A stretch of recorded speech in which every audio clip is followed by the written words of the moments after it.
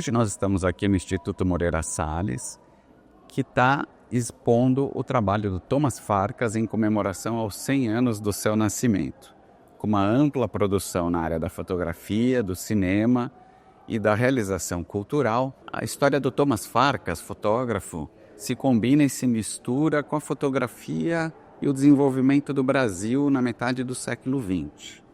Ele nasceu nos anos 1920, cresceu no meio fotográfico. A família foi fundadora de uma grande rede de materiais fotográficos e cinematográficos, a Fotótica, e todo esse convívio ajudou o Thomas a se interessar pela fotografia, a fazer experimentações na fotografia preto e branco. A amplitude do trabalho do Thomas Farkas é realmente significativa. E depois dessa fase inicial, com a fotografia preto e branco, com o cinema documental preto e branco, a série Brasil Verdade, o Thomas investiu na questão da imagem colorida.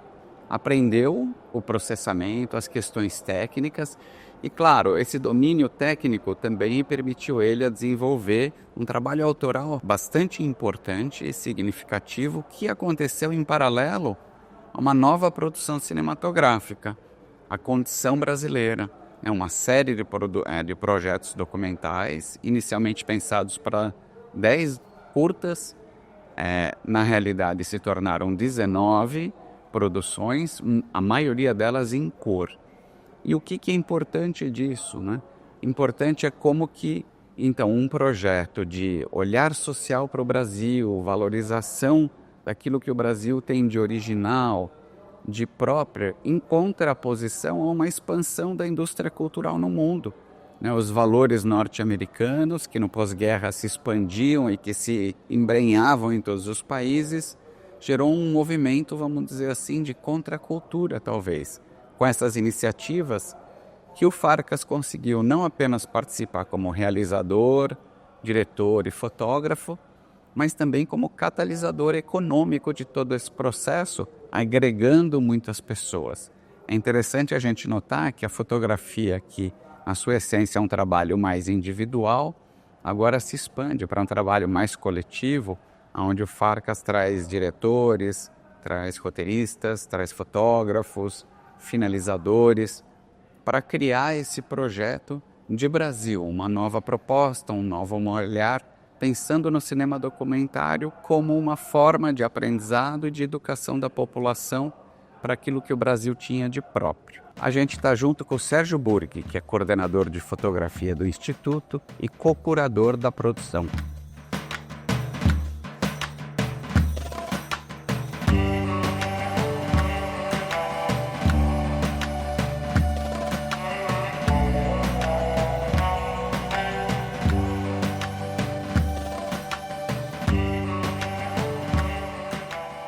Tem uma série inteira que ele faz na esquina da São Bento com a São João, né? E aqui ele está praticamente na São João, olhando para São Bento, e tem a Fotótica, né?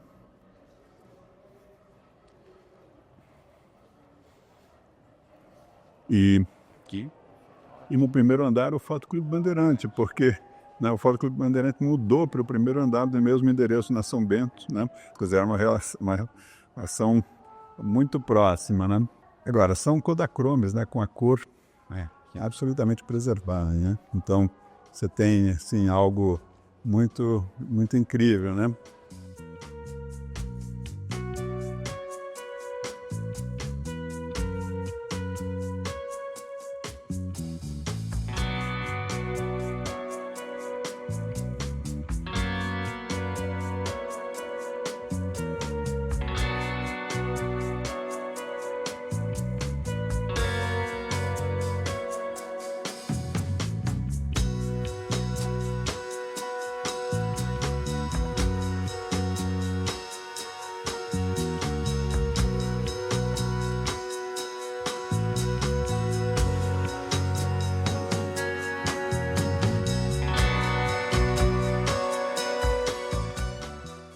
Tem uma coisa das pessoas, do humano, muito clara, assim, né? Então, tudo isso eu acho que desfaz um pouquinho a ideia dele como né, o fotógrafo modernista da experimentação formal, etc. Eu acho que a leitura mais correta é a leitura dessa abertura para os vários campos da imagem, né? Ele não se limitou, né? E, na verdade, eu acho que a relação entre linguagem, né, quer dizer, engajamento social, político, né, reflexão sobre o seu lugar no mundo, foi dando a ele os caminhos de escolha dentro dos vários campos da imagem. E aí essa coisa pelo documental veio naturalmente, pelo cinema como, né, um campo de alcance, né, muito forte, né?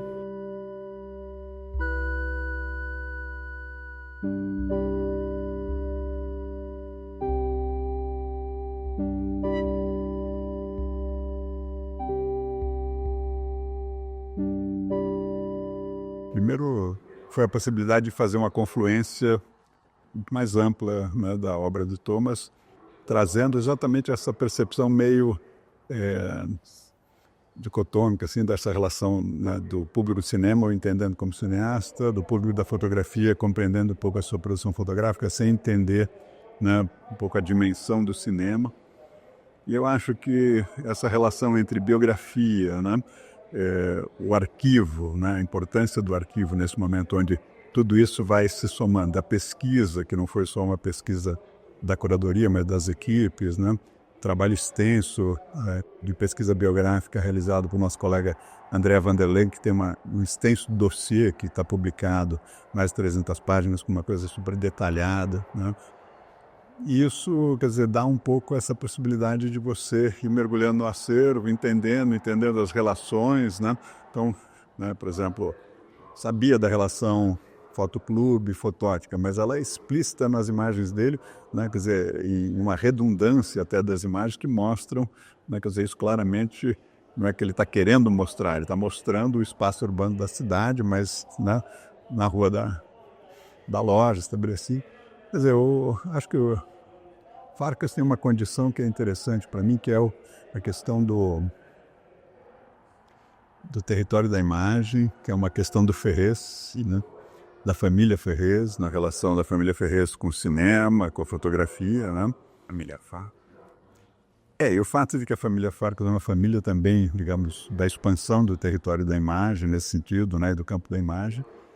Tem algumas coincidências do tipo, o Ferrez faleceu em 23, a Fotótica foi inaugurada em 23 aqui em São Paulo, então, digamos assim, uma passagem de bastão, né, uma ampliação desse processo, mas que eu acho que é um pouco isso, né, quer dizer, as dimensões desse campo da imagem técnica e nos termos filiçerianos são, no fundo, as dimensões da alienação, as dimensões, né, do documental não crítico, mas as possibilidades, na verdade, da construção crítica através, né, dos aparatos, né, seja na fotografia, na imagem em movimento, que eu acho que no caso do Thomas, isso vem num processo, desde infância, adolescência, uma certa consciência, né, do fazer fotográfico, vai se estruturando, consciência crítica, né?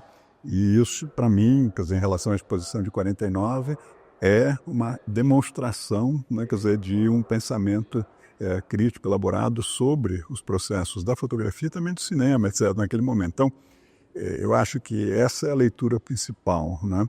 E que daí, né, a trajetória vai se desenvolvendo. Então, a diversão é ter aprendido muito, né? E aí um comentário, e não saber se foi o Bresson que fez o menino com a garrafa de vinho primeiro, ou se foi o Farcas que fez o menino com a garrafa de vinho na bicicleta. Não, que são dessas coisas da fotografia, né? Que de repente você... Coincidências improváveis, né? E é uma belíssima... Você vê que tem esse vermelho só da bicicleta, ainda também tem essa coisa que não é cinza. O cinza do preto e branco, você vê que aqui ele é dos beges, né? Mas tem uma coisa monocromática, assim, né? A gente, na verdade, termina com o Projeto Brasil Verdade, 64, 65, e retoma aqui com o projeto A Condição Brasileira, que é um projeto de continuidade de produção, né, de filmes documentais, mas que tem uma construção que acompanha esse momento de fechamento do país.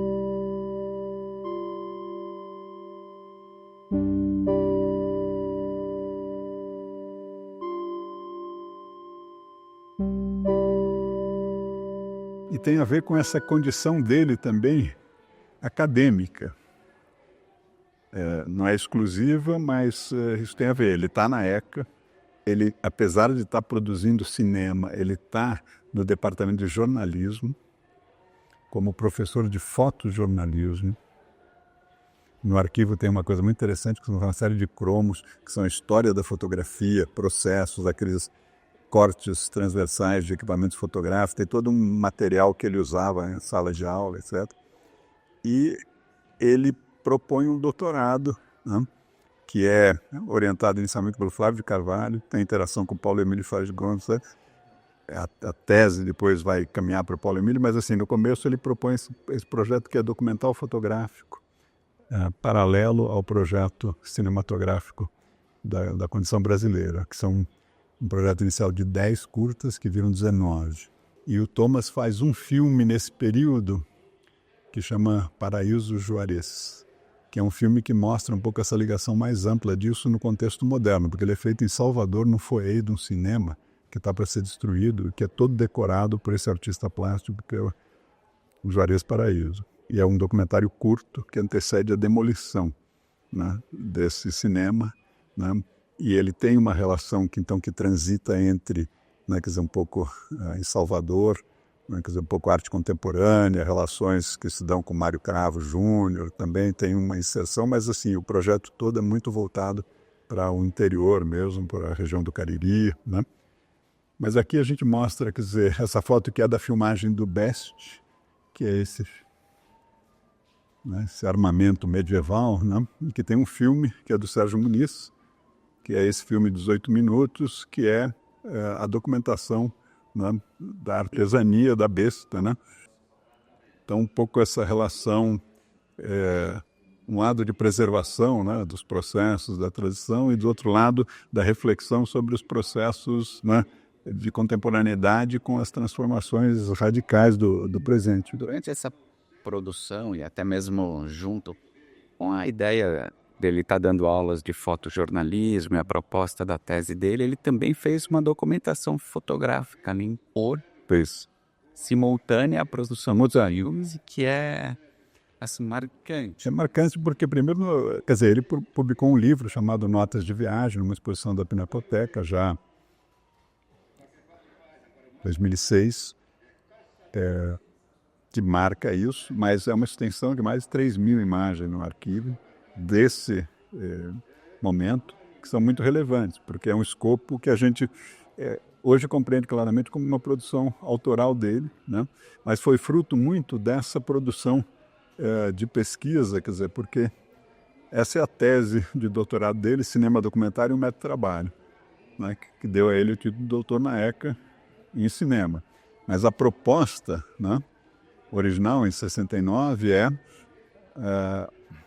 o orientador é o Flávio Mota, e a tese intitulada Documentação Fotográfica, um ensaio de fotojornalismo sobre alguns aspectos geográficos, sociais e econômicos do Brasil Nordeste. E isso é exatamente no momento em que eles partem para o projeto documental cinematográfico. Então, todas as imagens aqui, que estão em diálogo com os documentários, né, elas são de autoria do Thomas, né?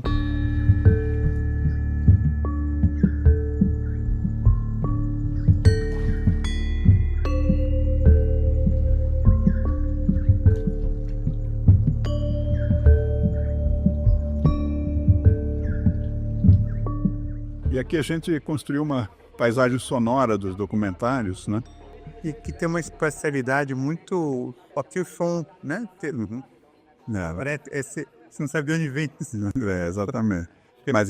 Mas era um pouco uma tentativa de falar do som direto, inclusive, como, né, quer dizer, essa condição de captura de um ambiente, né, social, pessoal, né, quer dizer, dentro do contexto documental, trazer algo que só foi possível naquele momento, né, que era o som sincronizado, né, construindo, né, quer dizer, uma sonoridade, né, e documentando uma sonoridade concreta, real, né, junto com a imagem. Uma questão interessante que chama a atenção do fato lá pelo trabalho dele mais acadêmico, que nem é tão acadêmico, o que eu quero dizer no sentido é um pensar sobre o fazer, né? Muito mais do que você... Sim.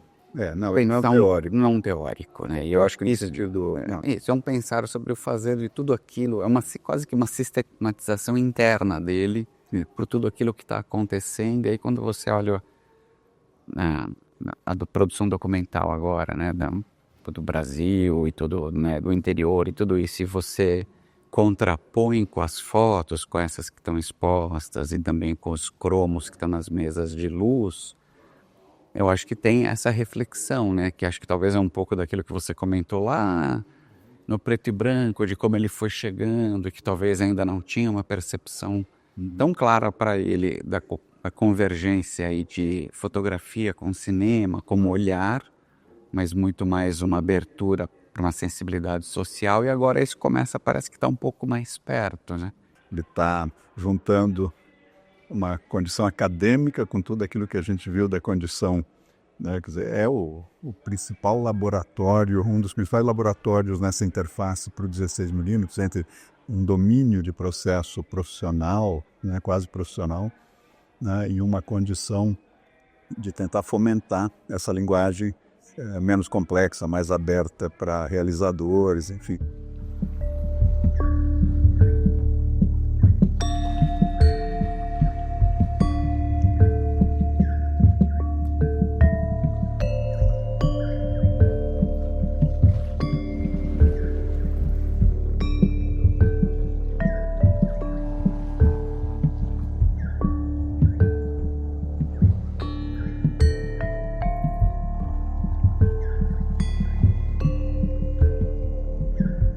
E aqui um universo mais autoral dele, quer dizer, ligado à Amazônia e Bahia, né, que estão ligados ao projeto aqui da Condição Brasileira.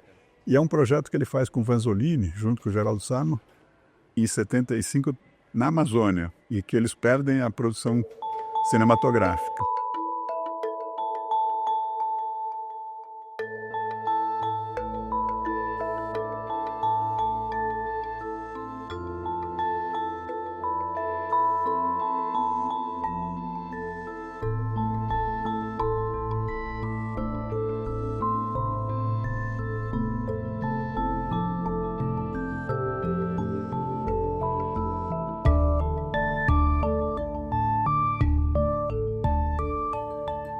Não se trata de ficar olhando isso como uma produção meio paralela à produção cinematográfica. Ela tem, né, quer dizer, um projeto, um pensamento que depois, né, ele realiza. Academicamente ele prefere daí mudar para a construção do projeto mais ligado à reflexão sobre cinema documentário, né?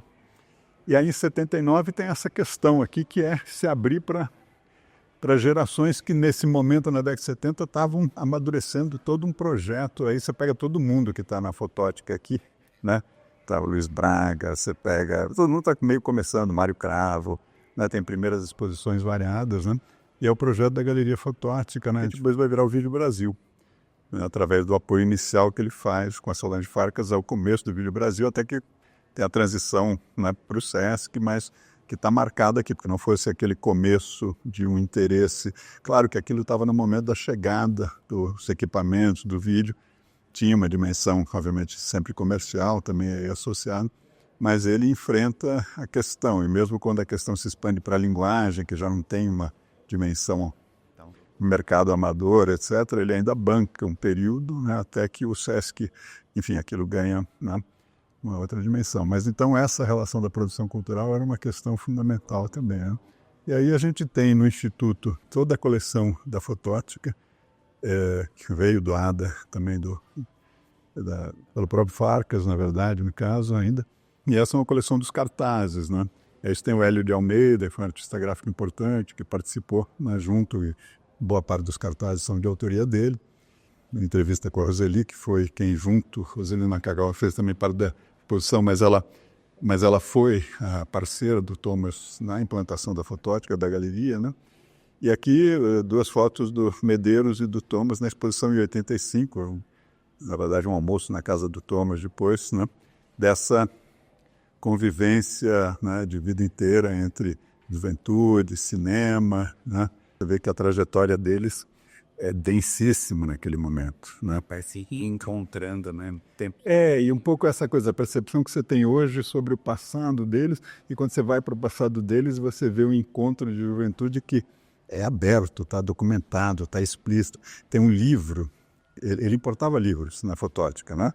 Meu pai, então tem um livro uma dedicatória num livro do Weston, que é a edição de 1940, da Bolsa Guggenheim, que o Weston foi a primeira Bolsa Guggenheim, sobre o California in the West, que é uma rotogravura maravilhosa. É um livro que tem o selo da fotótica, que era vendido na fotótica, que o Farkas pega, isso em 47, e dedica para o Medeiros como um livro do nosso mestre, Weston, etc. Então, assim, são dois jovens, ele com acesso ao livro que a empresa está importando, dá de presente para o Medeiros, e esse livro está no acervo. E enche dele. Não, e esse livro está no acervo porque o acervo do Medeiros está no Instituto. Então, na verdade, os dois arquivos se encontram, inclusive nessa dedicatória, né? E que é uma dedicatória que ele está se correspondendo com essa. Aí, quando você vai juntando essas partes, você vai entendendo que, né? Quer dizer, ele está atento ao trabalho essa. Um movimento, um pensamento fotográfico. E o Medeiros, nesse período, está escrevendo na revista Cigarras, está começando ainda na Cruzeiro, mas ele vai logo depois começar a escrever na revista Cigarras sobre Fotografia. Ele tem uma coluna que ele vai entrevistar um pouquinho mais à frente, em 51, o Luciano Carneiro, foi outro jornalista super importante, entrevistando o Luciano Carneiro num diálogo maravilhoso. Quais são os seus fotógrafos de referência? Aí o Luciano vai falar,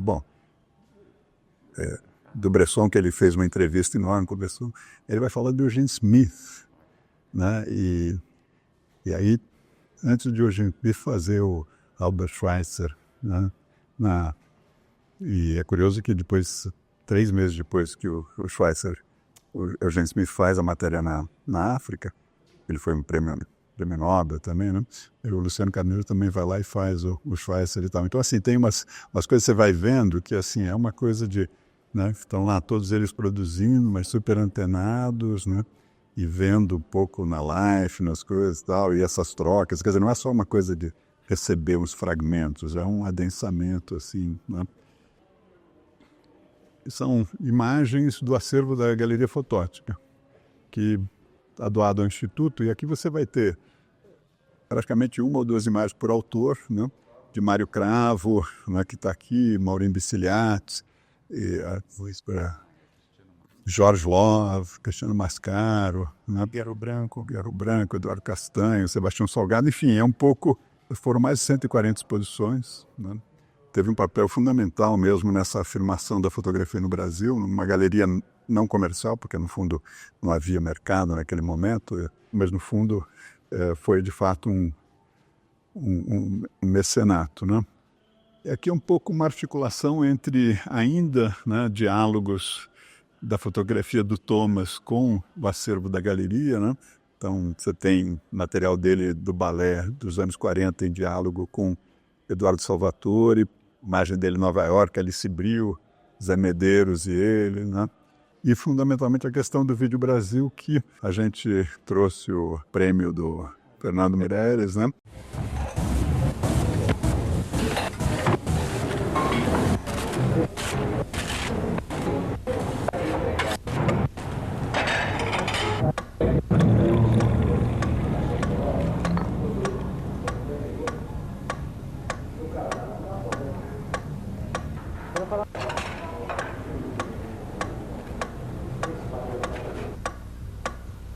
A exposição para aqui, mas ela para na antessala da transformação radical do digital, né? Que é a imagem eletrônica, né? Quer dizer, entrando pelo vídeo. Ela já estava fora desse processo. Né? E aí é mais ou menos até onde vai, digamos, essa leitura, porque depois a fotótica acaba aqui também, ela, né, encerra as atividades. E aí, além de uma cronologia extensa, o que a gente tem é esse filme que está começando agora, essa instalação, que são 2 filmes de autoria dele, Pixinguinha e Hermeto Campeão. E nesse caso aqui tem umas coisas assim legais da edição. Isso o Juliano Gomes, né, que é quem fez curadoria um pouco do cinema, do Farkas na exposição, ele editou também. E primeiro, isso é uma maravilha, é uma joia, porque é essa confluência do filme né, sem som, que foi sonorizado porque a gente tem a gravação de época com o Almirante, com todos eles. Então, né, uma adequação trabalhosa, mas né, quer dizer, não é uma gravação de época, né, que foi sincronizada a posteriori. Então, isso não é né, um filme de som direto. 50 anos depois, né? Foi Mas nesse caso, né, quase que poderia ter sido, né?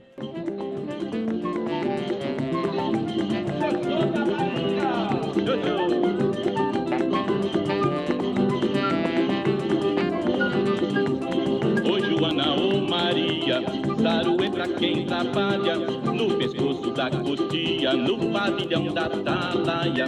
Era hoje, era onde, era onde, era onde, era onde, era hoje. Sinhazinha mandou me chamar, corri 4 cantos, balão de aiá. Balão